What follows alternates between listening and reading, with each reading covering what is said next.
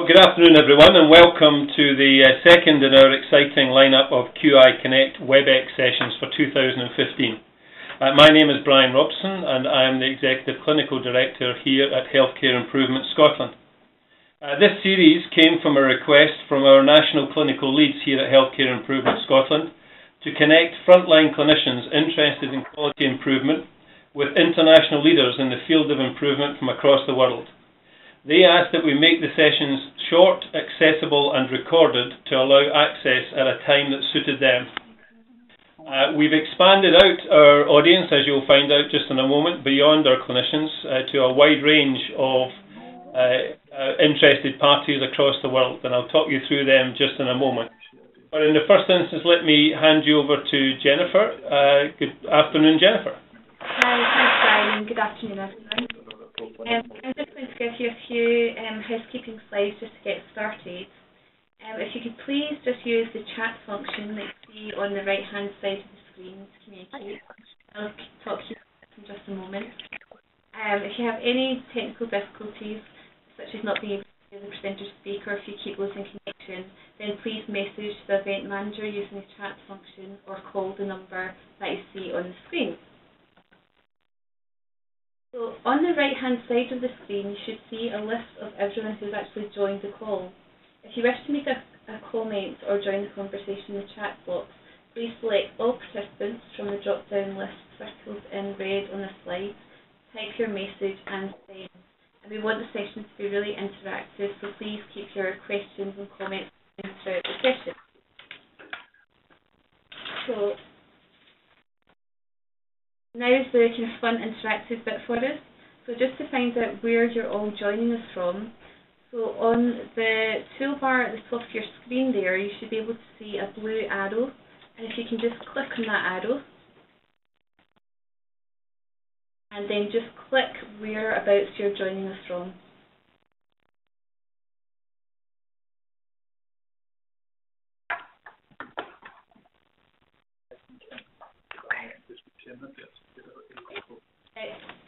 That's great.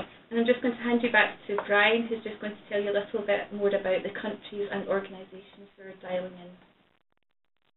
Wonderful. Thank you very much, Jennifer, and great to see our reach across the UK, and also to Emily over on the East Coast of the States, and also to Claire, who tells us she's in her pyjamas in New Zealand. So welcome to Claire. And thank you very much for joining us today. Here we are in February 2015 even. We have more than 218 organisations who are linked into the QI Connect series. And when we started this series, we had one slide to show all their logos. We now have more than 6 slides. So you'll see many of the organisations familiar to you, both home and abroad, in these slides. And we're absolutely delighted to have you joining in this series. And we're a special mention, as always, to the universities that are joining us in the call today. We have more than 20 universities now joining us, and we realise that you'll be joining in classes and indeed accessing the recording for your learning together. So thank you all very much for joining us. And today we have 13 new organisations covering the length and breadth of the United Kingdom, joining us across to this episode of QI Connect. And a specific shout out to St Vincent's Hospice here in the west of Scotland. Thank you very much for joining us today. And those of you that are familiar with QI Connect know that we're now reaching 42 countries, either directly or via the recording. And we know that today we have around 14 countries dialing in live. So welcome to you all. We're also delighted to emphasise our connection with ISQA, the International Society for Quality, and their fellowship programme, and the QI Connect series is an approved resource within the fellowship programme. Thank you again for joining us. And remember, we're very keen both to use the WebEx functions that Jennifer's outlined to you today, but also to get the word out even more widely using Twitter. So hashtag HISQI Connect is the hashtag for today. So welcome to everyone, and welcome I see to our colleagues in Singapore also. So thank you again for joining us. And I'm very grateful to the small but perfectly formed team that make up the QI Connect team here, with Jennifer, who you heard earlier, with Carmen Forrest, who carries out all the administration and indeed issues the certificates of attendance for your CPD, and Ross Stewart, who is our key project officer and data analytics guru. Welcome to you all. Also a big welcome to Ruth Glassborough, our Healthcare Improvement Scotland's Director of Safety and Improvement. Ruth will join us later in the call to put the question to our speaker today. Very grateful to Ruth for joining us on the call today. And this brings us to our speaker today. I'm delighted to introduce Beth Lilja, who I've known for many years now, but Beth is the Executive Director for the Danish Society for Patient Safety. She's a specialist in obstetrics and gynecology and widely recognised as leading the development of patient safety in Denmark and contributing widely internationally. She is the author and co-author of a number of scientific publications and textbooks and chapters covering a wide range of activities, including patient safety. However, Beth is most known for the passion that she brings to her work and her unrelenting passion for the empowerment of patients and families in their care and the care of their loved ones. Good afternoon to you, Beth. Good afternoon. Beth, we're absolutely delighted to have you with us today, and we're looking forward to hearing your talk, how to engage civic society in creating a person-centred healthcare system. You now have control of the slides.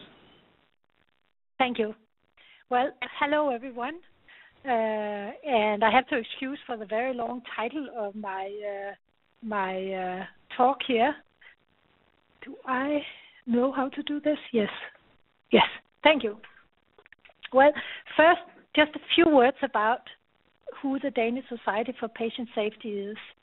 We are an NGO that live from private and public funding, from membership fees, from different seminars and conferences. We are about 30 people working here, and the society was created by all the stakeholders, main stakeholders in healthcare in Denmark, and that was in 2001. A few words about Denmark. We are about the size of Scotland, 5.5 million people. We have predominantly a public healthcare system, and in many ways we are very alike you. When you think of Denmark, you might think about the Little Mermaid, about our different wonderful cities, about Borgen maybe, but we also have a half Scottish crown princess. You can see her father in her kilt at the royal wedding about 10, 12 years ago, I think. You also might think, instead of the horrible things that took place in Denmark a little more than a week ago, at least that's what we are doing a lot now. But, as you know, or maybe have read about, Danes are some of the happiest people in the world. Every time there is a survey, Danes come out as the most satisfied people and happy people on the earth. And we are also quite pleased with our healthcare system. Can I point? Yes, I can. Here you see Denmark. This is a survey in different countries about how the population are evaluating their general practitioner and their hospitals. And you can see that Danes are actually evaluating their general practitioner very high. I think I have Great Britain here, and also the hospitals. We are the third most happy people with our hospitals, and you see Great Britain is here. Probably Scotland would have been way above us if that had been singled out. Anyway, We started the journey about trying to get patients to take a more active stand in their healthcare treatment about 10 years ago. And at that time, we launched a Speak Up campaign. At that time, we thought about this as a way, more like traffic safety.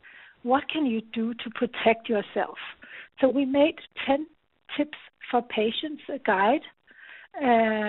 We developed this guide together with patients, and it has been widely adopted at many places. But after some time, we found that, it wasn't about patients that were supposed to take care of themselves or protect themselves, but maybe it would be more important to empower patients.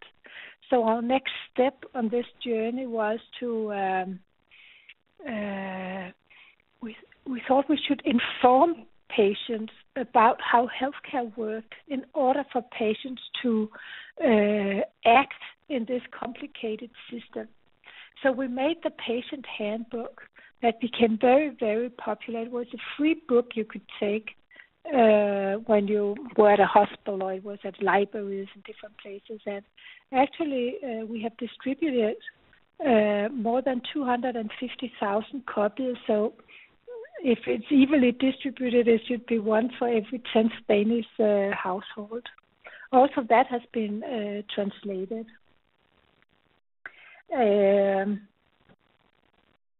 Patients were very fond of the book, but whether or not it actually made a difference is unclear. And then we started to think more deeply about how the healthcare system is really organized. And we asked ourselves the question, is the healthcare system really organized for the patients?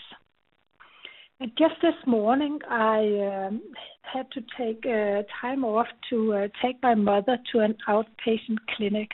My mother has a lot of different conditions, and she is a big user of the healthcare system. But every time I accompany her for the visits and so on, visit her when she's admitted, I ask myself this question again, is the healthcare system really for the patients? And the answer is very clear, no, it is not. Today, we couldn't find the outpatient clinic because it was written as if you were an employee at the hospital and understood a lot of the things, and not as if you came from the outside to try to find the clinic. Every time, or not every time, but almost every time you go to an outpatient clinic or whatever, there's waiting time. You have to ask yourself whose time is most important. And sometimes I spend my time taking pictures of different signs. And now I've translated a sign I just saw the other day. And it said, patients who have an appointment in the gynecological emergency clinic may expect excess waiting time on top of the scheduled time. So I thought, why bother to schedule the time when you can't even estimate, when you can't even from the beginning think that you will estimate it right? It's like, we don't care. You could just as well say, we don't care how long time you have to wait. This is a picture of the bed my mother had last time she was admitted. It was in the hallway. And sometimes patients have to take very, very important decisions while they are in a busy hallway, people walking back and forth, the doctor's there giving some information, asked, do you want to have surgery or not? Maybe we can do this. And you have to take very, very important decisions under those conditions. When you want to go to the restroom, you might see restrooms with this sign on. And I keep asking myself, is this because healthcare professionals can't wait if the restroom is occupied, or is it because it's more clean? Is the patient's restrooms clean, or is the healthcare professionals' restrooms cleaner? Why do they distinguish between these things? I think that most doctors and nurses actually ask patients if they have more questions after they have been informed about something. But how can you can think of the questions to ask in a condition where you're lying there looking up to the healthcare professionals? And also, we as healthcare professionals, healthcare organizations, decide when you should have visitors or when you should have your close ones there. Certainly, we are not invited to be there at the time where the doctors are there and when the most important decisions are being made. Writing letters to patients. One of my colleagues recently got a letter where it said, standard letter C. So she asked, am I standard patient C? And when you Google different issues and questions you have about healthcare, you more often find newspaper clippings like this. Nurses are more stressed than combat troops. So how can you take the busy time and ask your questions? Or time-poor NHS nurses forced to ration care, study finds, and so on. So you really get a very, very strong message that you are not the center of healthcare. It is not a person-centered healthcare system we have. This summer of 2014, we made a survey. We asked patients what barriers they experienced when it came to discussing worries and having and asking questions in the healthcare system. And we did it based on some focus group interviews that we had made first in order to identify some of the barriers, and then we made a survey, asked 2,000 patients, and about 1,000 actually answered our questionnaires. They were all patients that had been admitted for more than 24 hours, were not in for delivery, and were more than 18 years. And actually 24% of those had questions or worries that they did not discuss with the staff. And the reasons for this came into 3 different groups. It could be culture norms. 80% of them said that the staff was way too busy, so they wouldn't bother to ask them. Half of them said they were afraid of being of inconvenience to the staff. And a little less than half said that they felt it was inappropriate to question the staff's information. But also the physical environment made it difficult for people to ask questions or raise their worries because, the patient in the next bed could hear it, and maybe they didn't want to get everyone involved. They would like to have a private conversation, and there was a lot of noise. And then, of course, there were many that thought that it was quite difficult to have, actually to understand what was really going on in order for them to find relevant things to ask. So these things made us think about how change actually takes place. And we looked back to try to understand how other major changes had taken place in the healthcare system. And as Brian introduced me, I used to be an obstetrician. And for an obstetrician, it's very, very natural to have the father present in the delivery room and the C-section room, no matter how complicated and no matter how busy and intense and difficult the situation is. We never, ever have asked the father to go outside and wait. And that's not particularly a new situation, but 40 years ago, rarely anyone had the father present when the mother was giving birth to the child. So what happened? How was it that this major change took place? And I guess there's only one answer to that, and that is that there was a very, very, very strong women's movement, and the women said that they were not going to take care of this alone. The father had to be present. It was mainly not obstetricians and midwives who invited the fathers to come in. But of course, there was a significant number of friendly supporters in the inside, you can say, enough to say that we think that could be possible to have the father in the room. So the stronger women were able to invite the fathers, and after some time, everyone was invited to take part. And even this has happened 40 years ago in obstetrics.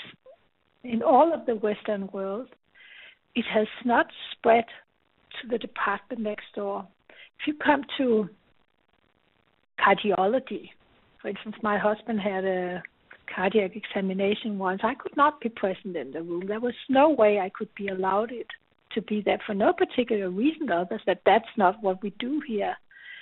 So we were thinking, what would it take to make this change in all of healthcare? And the answer was, well, maybe we should have a movement. When you look more into it, and we looked into the gay movement, it was clear that the reason why the approval of new medication was reduced was when the gay movement needed approval on new types of medications for treatment of HIV.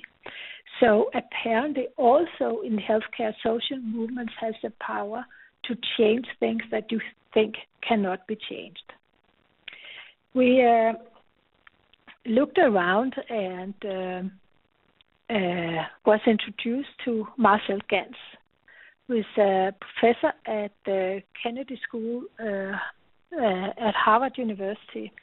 And he has worked with unions and civil rights movements all his life. And his theory is that leaders are those who take responsibility for enabling others to achieve their purpose in the face of uncertainty. So we took these words and we took his theory and said, how can we use that in healthcare? And our thought was that leaders are everyone who wants to see a change where we are embracing person-centered care and embracing the patient's relatives in order to make the change that we want to see. So we developed, this should come. So our goal is that patients and relatives are invited and enabled to make decisions by asking more questions. And healthcare professionals are sending the message. So our target groups is patients and relatives in the civic society. Our goal is to enable them to make more decisions, and our communication strategy are to use the healthcare professional to send this message. So that, in short, is what I'll talk about in the rest of my talk here. We developed a driver diagram. So, and I know it's difficult for you to read this, but our goal is that patients and relatives are getting a safer and better treatment based on their own decisions. And our primary drivers to reach that goal is that patients and relatives ask questions and make decisions. And another primary driver is that we need to eliminate the structural barriers. Our secondary drivers for this is that healthcare professionals invite to dialogue and questions. Because if patients do not feel that they're invited, they feel, as it showed in our survey before, that they are of inconvenience to the healthcare professionals, and healthcare professionals are way too busy. So we developed a tool that is called Thanks for Asking, and our secondary driver is that more people should use that tool, and I'll get back to that. And more relatives are involved in the patients to make decisions of the patient, invited by the patients to help them make decisions. I'll not talk about that yet because that's something that are coming in the fall, an element of this campaign that will take place later. And then we have the debate and activities that help us to remove barriers. We had a lot of activities that will stimulate these secondary drivers. So the primary driver about the invitation from healthcare professionals. We are trying to recruit healthcare professional ambassadors that are sending personal invitations to patients. Our goal is to have 2,000 by the end of 2016 and to have 1,000 by the end of this year. And right now we have 671 healthcare professionals. They sign up to become an ambassador with their picture, with their name, their profession, their workplace, and by invitation to the patients.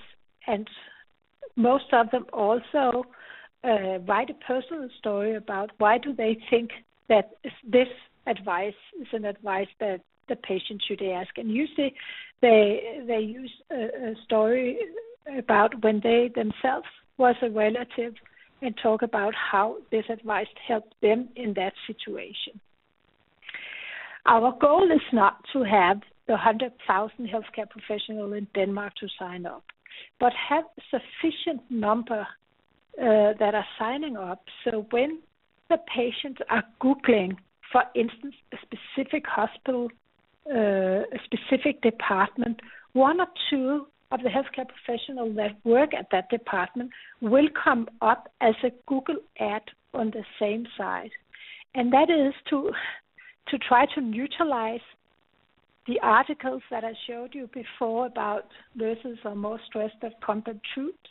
So they will actually get a personal invitation from healthcare professionals from that specific hospital, maybe even from that specific department that they are going to. Another of our secondary driver was the question prompt. And this is a question prompt. It's both a tool on the internet, but it's also a physical pamphlet with questions that other patients had found useful in that situation. So instead of being caught by white coat silence when the doctor asked, do you have any questions, they already beforehand had some ideas about what can we ask, and can my daughter be there when you are doing rounds tomorrow, because we have a lot of questions and she would like to be here when we are making these kind of decisions and so on. So all of a sudden they both get ideas to what is actually possible, but also what has other patients asked in that situation. So the question is, of course, how will the patient knows about the invitation from the healthcare professionals and about this question prompt? And one thing is that we have a very active press strategy. We are really trying every time we see an article, something that is going on TV and so on, to try to send out this message and try to have them to link to our tools and our patient ambassadors. So that is one way, but a much more efficient way is the social media way. So this is, for instance, what I talked about before. You want to Google NHS Tayside, going to be admitted there if you were a Scottish patient. But then the patient ambassador comes up because we run them as Google ads at the same time. And patients do use Google. 55% of Danes used within the last year the internet to get information about medications, treatment, illnesses, etc. And only 25% have never used the internet for that purpose. So it is the right place to be when we want to send this message. I know that Twitter is high in the UK, but in Scandinavia we're using Facebook. Facebook is high here, and you can see here we have the website traffic. You unfortunately can't see the. Whenever we have a case on, we have an enormous amount of visitors on our Facebook site. This was a case, I think this is this case, and I don't remember exactly how many visitors we had during that case, but that's a case where a young woman is lost her fiancé due to an awful infection.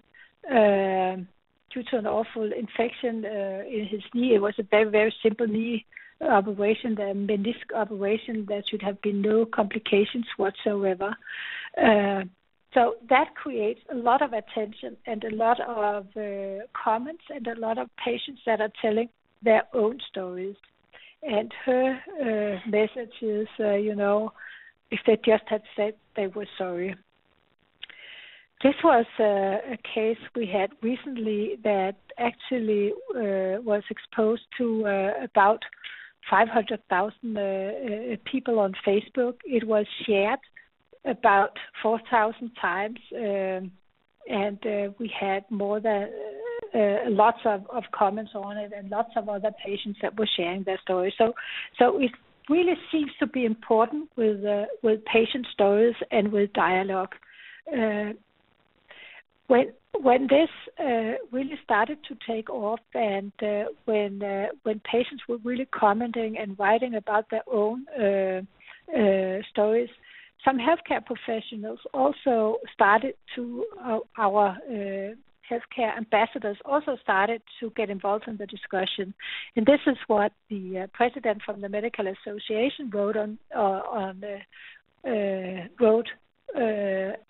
the thread on this story. He said that, I'm a doctor, but I'm also the president of the Medical Association, and I'm following this thread because I want to learn from patients and their experiences with the healthcare system.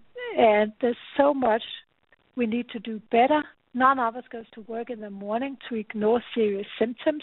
On the contrary, it's something we fear. But where there are people, there are mistakes, and every incident must and shall be used for learning. So thank you all for sharing your experiences. And this is really the kind of remarks that we want to have on it, and the kind of discussions that we want to have on the Facebook. And this story was about a woman who was her diagnosis of pancreas cancer was delayed, and only because she really insisted of being examined more thoroughly, it was diagnosed. So in our most explicit cases, we have more than 40,000 who reach them, more than 700 comments on a single case, more than 500,000 users are exposed to the postings, but most importantly, cases motivate patients to share their own stories on our Facebook page. So this is how we are taking the dialogue with the civic society. We had another secondary driver as well, and that was the elimination of structural barriers. And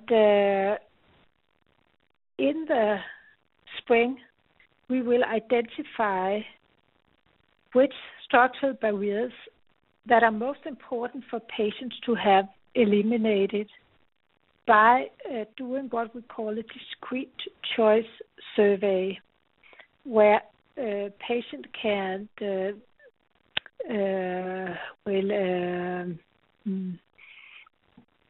what's it called? Will say which barriers that they think is most important to, they get the choice of different barriers and then they try to value them against each other in order to make a hierarchy.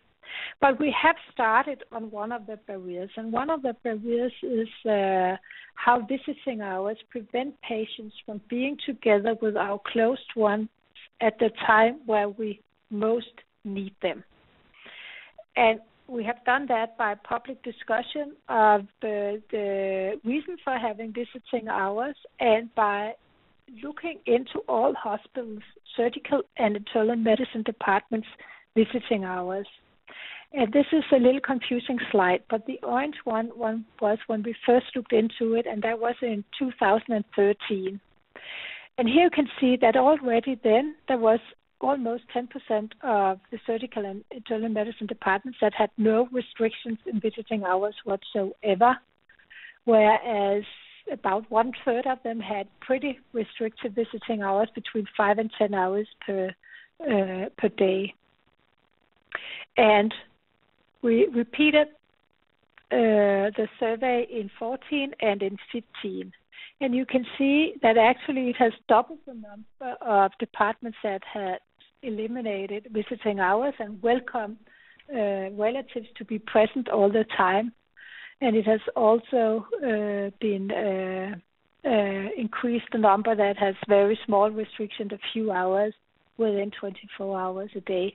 And that actually means that you as a close one can be present when decisions are being made, because decisions are being made, at least in Denmark, I guess it's like that in most of the world, decisions are being made between 8 and 3 o'clock during the day, whereas visiting hours usually start after 3.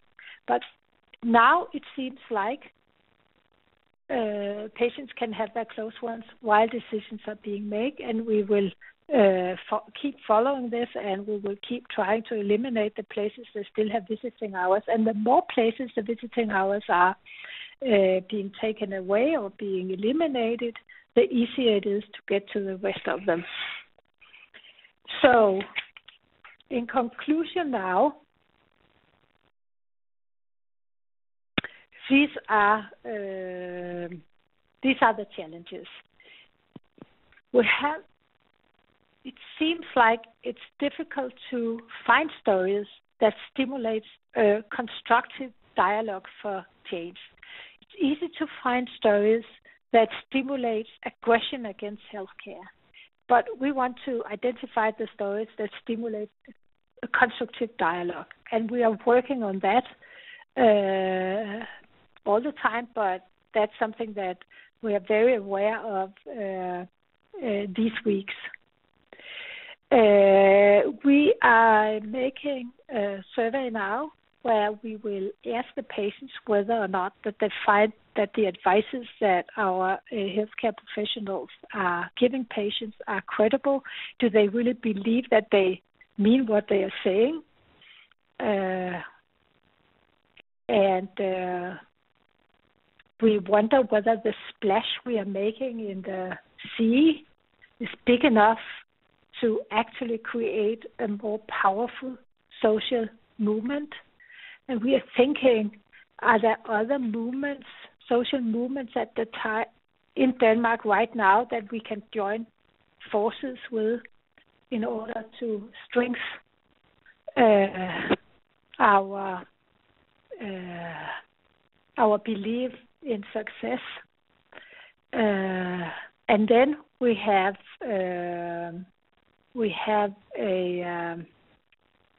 we're thinking about how we can measure, how we will know if we are success or not. How can we measure the primary drivers?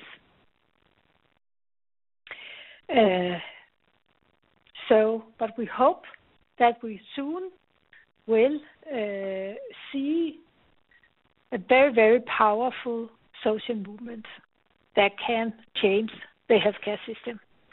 And that was my words for now. Thank you for listening. Beth, thank you so much. That was absolutely tremendous. And the chat box has been filling with questions, and we'll put them to you just in a moment. But let me just hand you over to Ruth Glassborough, our Director of Safety and Improvement. Ruth. Thanks, Brian. Hi, Beth. That was fantastic. Thank you. And it was really timely because it's a time when we're currently looking at what more we could do to create a social movement around person-centred care. And you've given us so many practical ideas there for us to learn from. So thank you. The question I have is around the whole social movement philosophy, and how important do you think it is for the movement to have a purpose that's articulated in one line that everybody can relate to? Well, I actually think that that's one of the keys to a social movement, and I should have had a slide about the ask that we have. We have two asks. We have an ask to the patients / their relatives, and we have an ask to the healthcare professional. So the ask to the patients and their relatives is, tell us what's important to you. And the ask to the healthcare professionals or the friendly supporters from the inside is, invite patients to ask questions and make decisions, and make their own decisions. We will develop another ask for later on when we will start our campaign to the relatives, aimed at the relatives.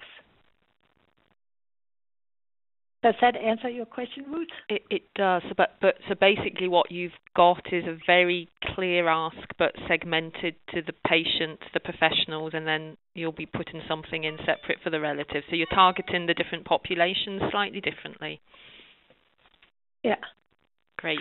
But remember also that our ask to the healthcare professional is tactic in order to get to our real goal group, who is patients and relatives in the civic society.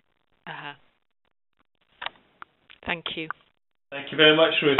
Now, Beth, we have a whole series of comments on the aspect of visiting times. We had Gareth Atkins, our Implementation and Improvement Team Leader here at Healthcare Improvement Scotland, making a strong case for open visiting. We have Claire Cable, who's the Chief Executive of the Queen's Nursing Institute here in Scotland, highlighting that in her clinical background in paediatrics, visiting times feels like a very odd concept to her. And also Fiona Fraser, Project Lead in Remote and Rural Healthcare in the Educational Alliance and NHS Education Scotland, talking of the importance of open visiting also. However, we do have a question from Mags Watson, the Senior Research Fellow at University of Aberdeen, around the evidence base for different models of visiting on patient satisfaction and outcomes. Do you know much about that evidence base? I see you presented some of your own evidence base in the survey that you presented. No, actually not. We did a survey, but the literature is very, very thin on these matters. It seems like the evidence for limiting visitors when it comes to protecting the patients from infections are really not very strong, and so no, there is very, very little literature about it. I think one of our challenges would be that it's going to be pretty easy to remove the restrictions in hours that patients can be visited. But I think to change the pattern of relatives is going to take a lot more, because I think that they will need to have a very explicit invitation that they are welcome whenever the relative want them there, the patient want them there.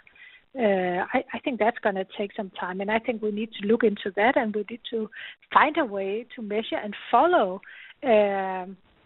how when relatives actually make use of the non-restricted visiting hours. Yeah. Thank you very much for that, Beth. And I see the chat box is lighting up again. So if anyone has any good connections in with that literature or any literature that is available, it would be great to share that. We have a question here from Fiona Montgomery, who's the Deputy Director for the Leading Improvement Team in Scottish Government.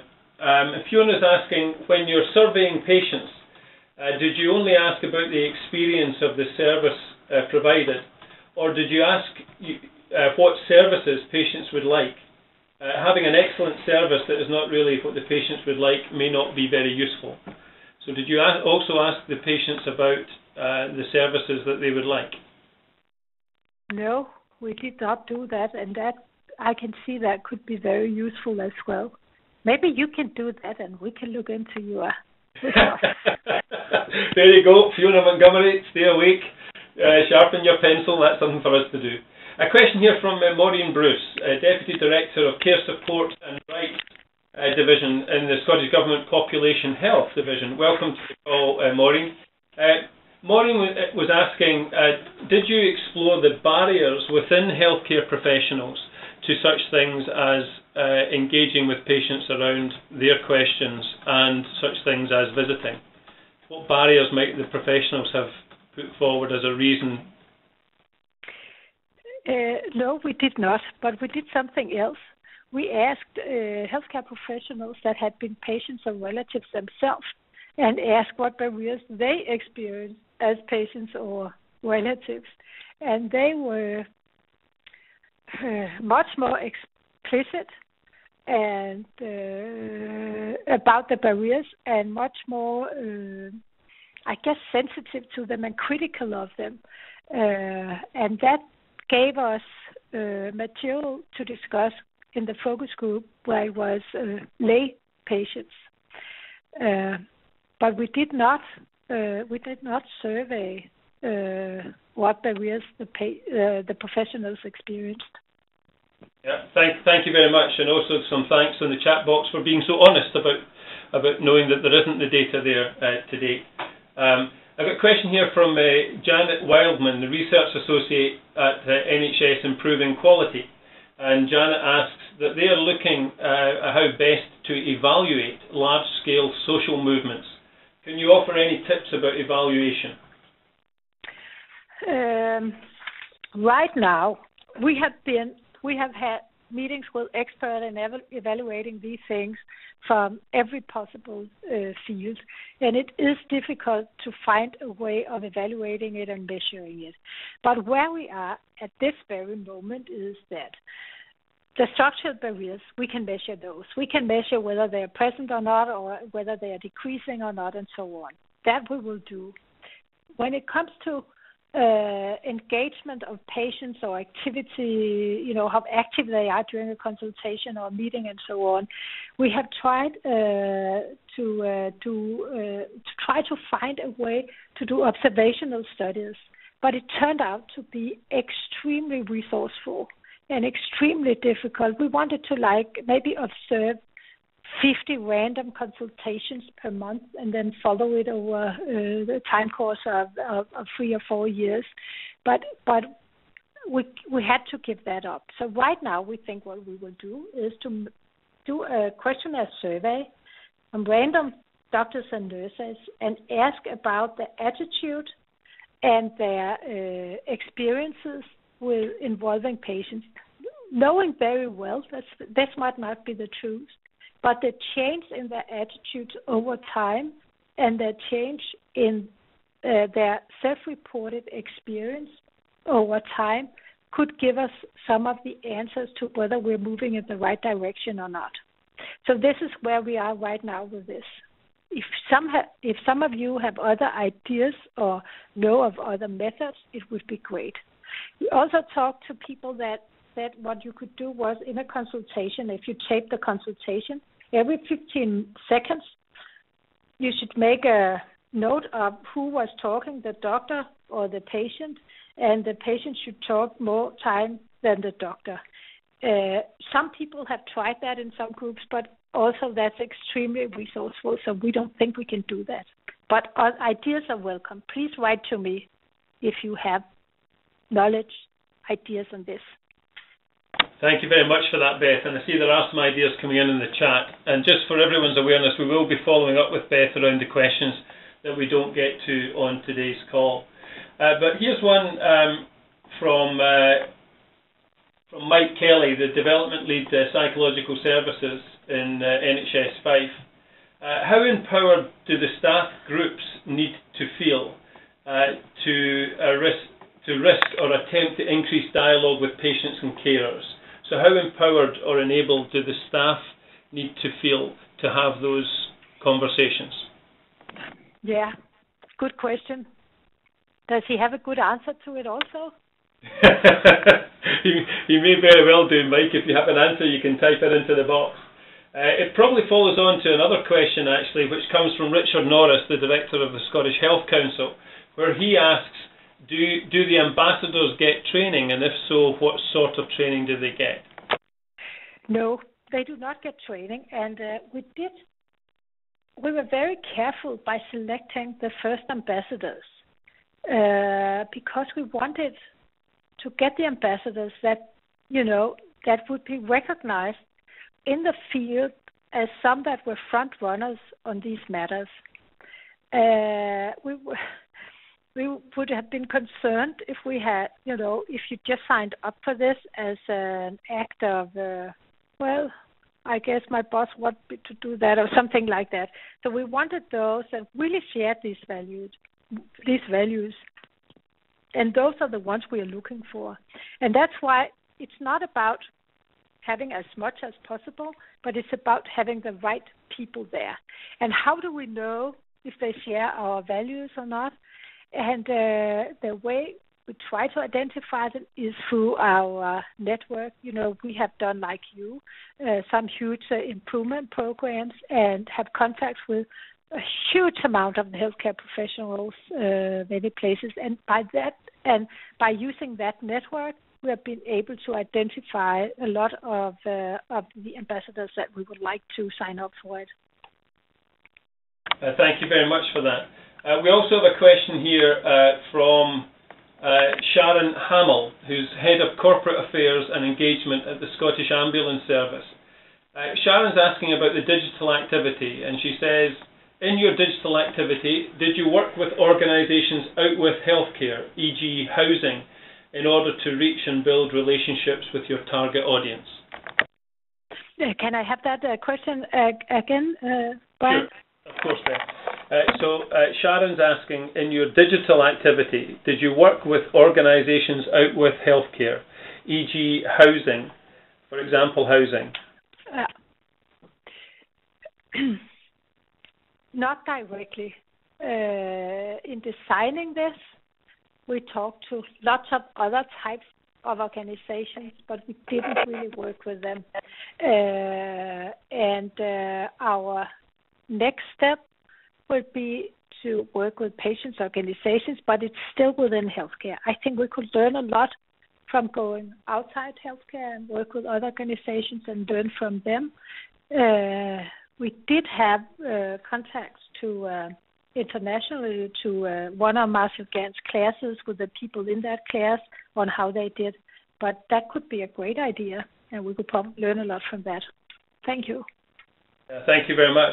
And thanks to Mandy Andrew and Gary McGraw and Jeanette Morrison, who are all putting in suggestions around some evaluation work which is published. So we'll make sure that gets referenced and circulated with the notes of the call. I guess, Beth, a lot of the comments in were in violent agreement with you around some of the areas that you were raising. And some conversation about to what extent visiting, going back to visiting times again, and just to what extent visiting time should be totally open.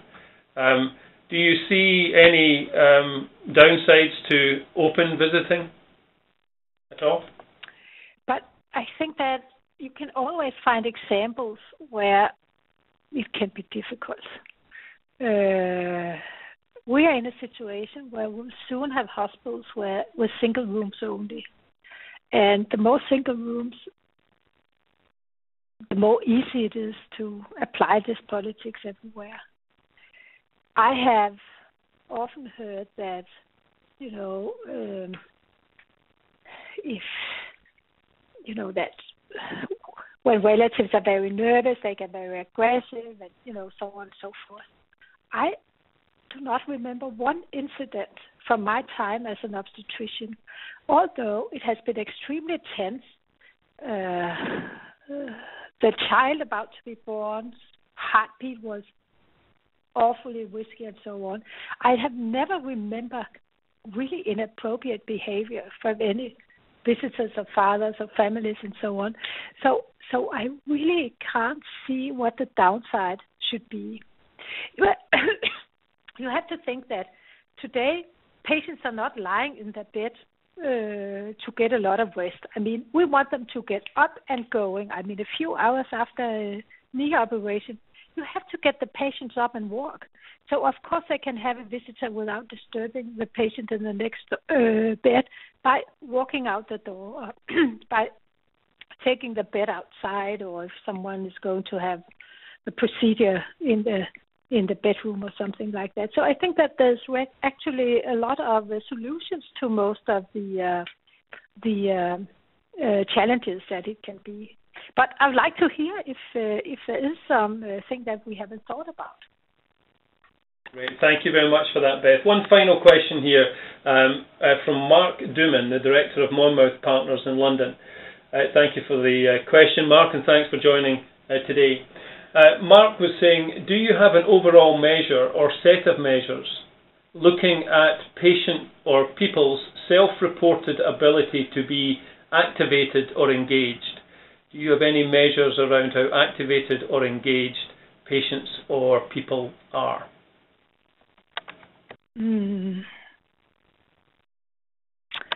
There might be in the municipalities every 3 years there is a measure of, self-reported health that has questions like that, but I'm not really positive. Yeah, thanks very much for that, Beth. And we'll put some links into to some examples of that, Mark, around patient activation. Beth, we're coming to the end of our time today. The chat box has never been busier. This is the most questions we've ever had in the chat box, and most discussion going on. We'll get back to you after the call with any outstanding questions, and thanks very much for helping us with that. But it just remains for me to thank you, Beth, and to thank Jens in your office, and to thank Ruth for inputting to this call today. It was tremendous. And for the QI Connect series in March, we have Professor Bob Watcher.